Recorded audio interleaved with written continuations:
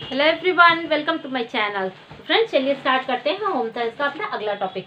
Pollution हम लोगों ने बहुत ही अच्छे से डिस्कस किया। अब उसके क्रम में आगे बढ़ते हैं और देखते हैं सामान्य दुर्घटनाएं। सामान्य दुर्घटनाएं कहने का मतलब कि जो हमारे दैनिक जीवन में भी घट जाती है, जैसे कट जाना, छिल जाना, जोड़ उतर जाना, ये सारी क्या है?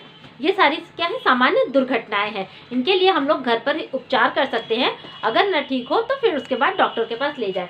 तो जब भी कोई चोट लगे तो सबसे पहले प्राथमिक उपचार करना चाहिए, उसके बाद फिर डॉक्टर के पास ले जाना चाहिए। क्योंकि अगर क्या होता है, कभी कभी लेट हो जाने से अगर प्राथमिक उपचार नहीं मिलता है रोगी को और ले जाते तक डॉक्टर के पास लेट हो जाता है तो क्या हो जाता है, चीज़ें और भी गंभीर हो जाती हैं। ठीक है, चलिए आगे बढ़ते हैं, सामान्य दुर्घटनाओं के बारे में जानते हैं। अब इसमें देखिए हम लोगों को कौन कौन सा टॉपिक पढ़ना है। तो देखिए हमें पढ़ना है अस्थिभंग, जोड़ का उतरना और मोच, घाव, रक्तस्राव, जलना और झुलसना, मूर्छा और कृत्रिम श्वसन क्रिया। ये सारी क्या है? ये सारी सामान्य दुर्घटनाओं के अंतर्गत आती है। ठीक है, बहुत ही बड़ा बड़ा टॉपिक नहीं है फ्रेंड्स, छोटे छोटे पॉइंट से इसको हम लोग जल्दी जल्दी खत्म करेंगे।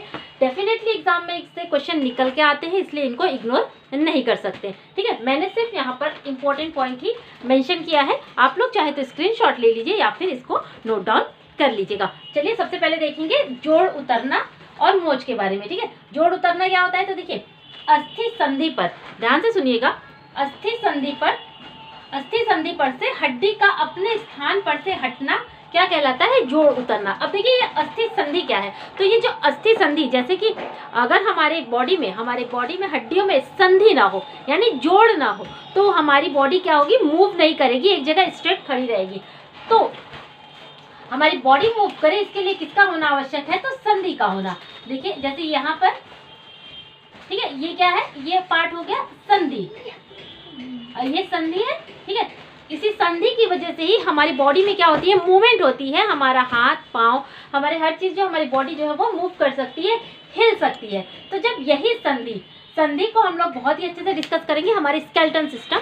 मैं एक वीडियो बनाऊंगी स्केलेटन सिस्टम पे, जिसमें कि सारी चीजें मैं आप लोगों को बहुत ही डिटेल से समझाऊंगी। अभी यहाँ पर समझ लीजिए बस एक कॉन्सेप्ट की संधि होता क्या है। तो जो संधि होती है, जो जोड़ होता है, ठीक है, संधि को ही जोड़ कहते हैं, जो कि जिसके बिना, यानी बिना संधि के, बिना जोड़ के हमारी बॉडी क्या होती है? एकदम स्ट्रेट क्या रहेगी? खड़ी रहेगी। ठीक है, मूव करने के लिए किसकी जरूरत होती है? तो संधि की जरूरत होती है।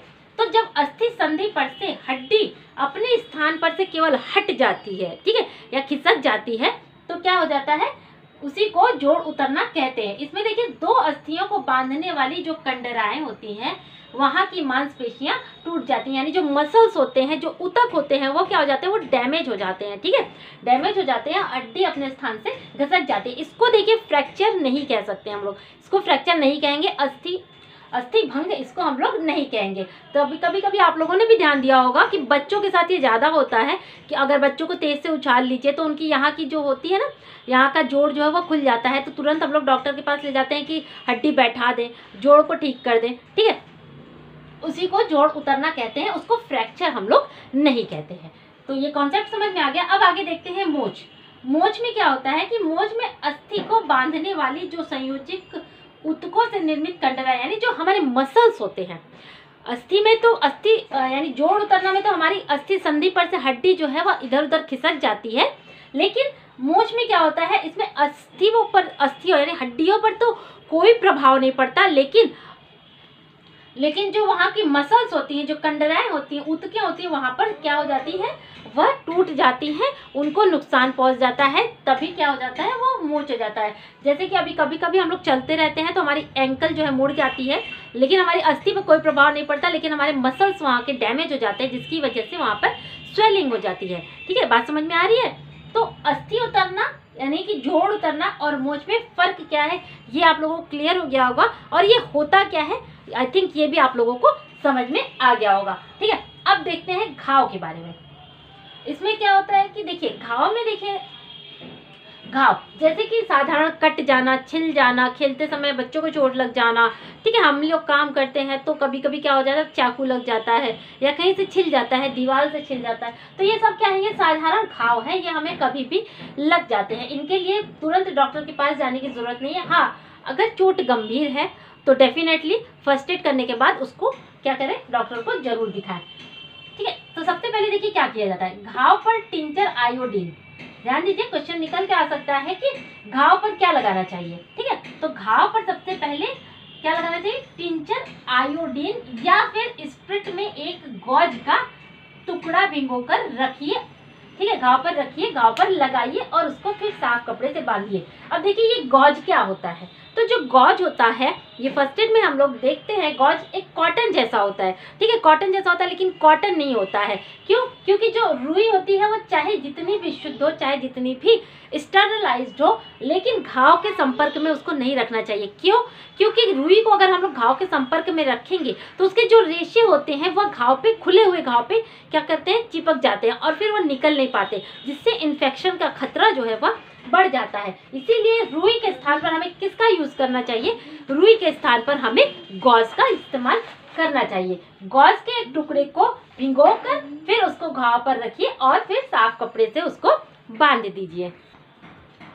चलिए फ्रेंड्स आगे बढ़ते हैं। अब देखिए जो साधारण घाव होते हैं कितने दिन में भर जाते हैं, तो साधारण घाव सामान्यतः 7 दिनों में भर जाते हैं। ठीक है, ये पॉइंट हो गया।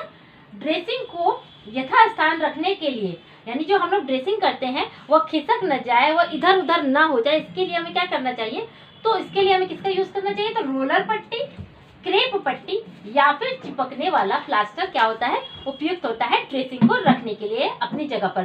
तो ड्रेसिंग और पट्टियाँ, अभी ये भी पॉइंट है, इसको भी मैं बहुत ही अच्छे से डिटेल में आप लोगों को बताऊंगी कि पट्टियाँ कितने प्रकार की होती है, ड्रेसिंग कितने प्रकार की होती है। इन सारी चीज़ों को हम लोग जो है बहुत ही अच्छे से डिस्कस करेंगे। अभी फिलहाल ये जानिए कि घाव क्या होता है और जोड़ उतरना और मोच क्या होती है, इसके बारे में आप लोग जानिए। अब देखिए इसका केयर कैसे किया जाता है। केयर करना तो क्या होता है, पहले तो प्राथमिक चिकित्सा देनी चाहिए। अगर चीज़ें हाथ से निकल रही हैं, नहीं लगता है कि नहीं चोट गंभीर